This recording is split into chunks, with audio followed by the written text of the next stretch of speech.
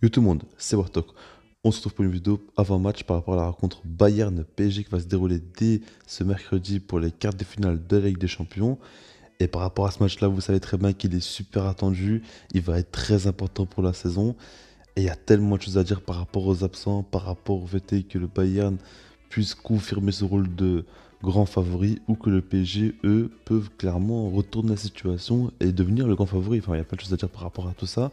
En tout cas, dans les commentaires, n'hésitez pas à me dire qui vous voyez gagner ce match-là. Normalement, dans l'onglet communauté aussi, j'ai fait un sondage, n'hésitez pas à aller voter. Mais voilà, Bayern, PSG, voire même pourquoi pas match nul. En tout cas, on va directement commencer par parler des absents. Alors, côté Bayern Munich, vous savez très bien, c'est Robert Lewandowski qui est absent. C'est un gros coup dur. Il est absent pour 4 semaines. Il va rater normalement match aller et match retour. Et c'est quand même compliqué. C'est le meilleur joueur de l'équipe, le meilleur buteur de l'équipe et le joueur, selon moi, qui a le plus d'influence dans cette équipe-là.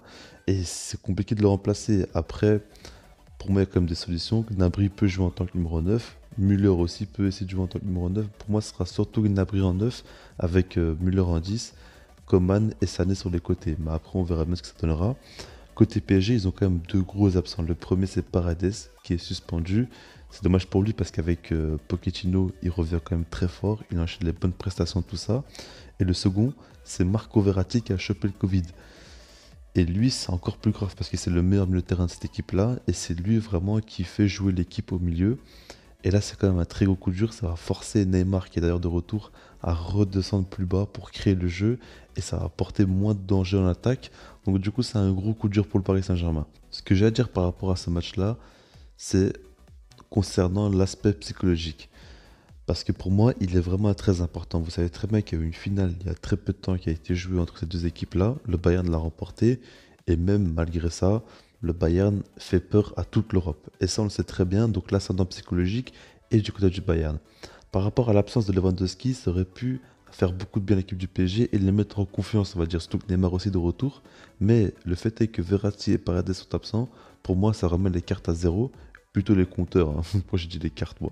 Mais bref, tout ça pour vous dire qu'en gros, ça fait que l'ascendant psychologique est largement pour le Bayern, selon moi. Défensivement, c'est peut-être pas super solide tout ça. Maintenant, pour moi, le milieu de terrain du Bayern va bouffer celui du Paris Saint-Germain. Parce que sans Verratti et Paredes, on verra sûrement peut-être du Rafinha, peut-être du Gay ou du Danilo. Enfin, c'est quand même très très faible par rapport à l'équipe qu'est le Paris Saint-Germain. Mais en tout cas, voilà, si maintenant, euh, quand on sait comment joue le Bayern, ils vont jouer très haut normalement. Et s'ils bouffent comme ça ce milieu de terrain adverse, ça va être compliqué pour eux. Je sais pas trop comment ils vont faire. Parce qu'en gros, pour moi, le Bayern, ce qu'ils vont faire, c'est qu'ils vont jouer très très haut sur le terrain, mettre un gros gros pressing en place. En fait, couper les relances du Paris Saint-Germain et vraiment les étouffer un maximum. Parce que le défaut du Paris Saint-Germain, c'est les latéraux. Mais là, avec les absents, ce sera les latéraux plus ce milieu de terrain. Le gros point fort du Bayern, surtout avec l'absence de Lewandowski, c'est le milieu de terrain. Donc ils vont jouer sur leur force. Et même les ailiers aussi sont quand même très très forts côté Bayern. Donc du coup, ils vont tout faire pour étouffer un maximum cette équipe-là du Paris Saint-Germain. Et ils vont risquer, en jouant très haut, de se faire prendre dans le dos en profondeur. Maintenant, si jamais leur plan marche, il se peut que le Bayern Munich arrive à mettre plusieurs buts à cette équipe-là du Paris Saint-Germain. En plus de ça, le fait est que Lewandowski soit pas là, ça va encore plus les motiver à prouver qu'ils peuvent faire un gros résultat sans leurs meilleurs joueurs. Et on sait comment ils sont les Allemands, ils vont pas s'arrêter de marquer. À partir du moment où ils mettent le premier but, ils vont pas s'arrêter. Donc ça peut vraiment, il peut clairement avoir une domination. Maintenant, ce qui peut arriver aussi, c'est que le Paris Saint-Germain, sans Verratti et Paredes, ils sont aussi surmotivés, tout ça. Neymar et Mbappé font un match gigantesque. Mais pour moi, franchement, si le Paris Saint-Germain arrive à gagner, ce serait limite un miracle, quoi. Par rapport à tout ce qui se passe, tout ça, si on regarde la logique, si on regarde le niveau de leurs latéraux, plus le milieu de terrain qui sera très faible face à une équipe du Bayern qui sera affamée, j'ai du mal à les voir vraiment faire quelque chose. En plus, ça, Neymar ne sera pas vraiment à 100%.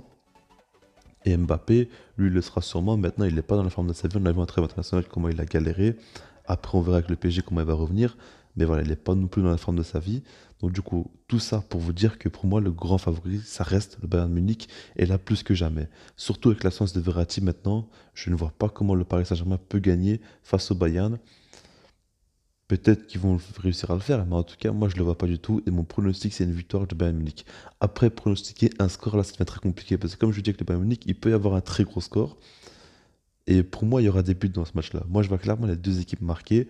Je vois pas le Bayern Munich faire un clean sheet, mais je vois pas du tout le PSG ne pas encaisser de buts. C'est impossible pour moi.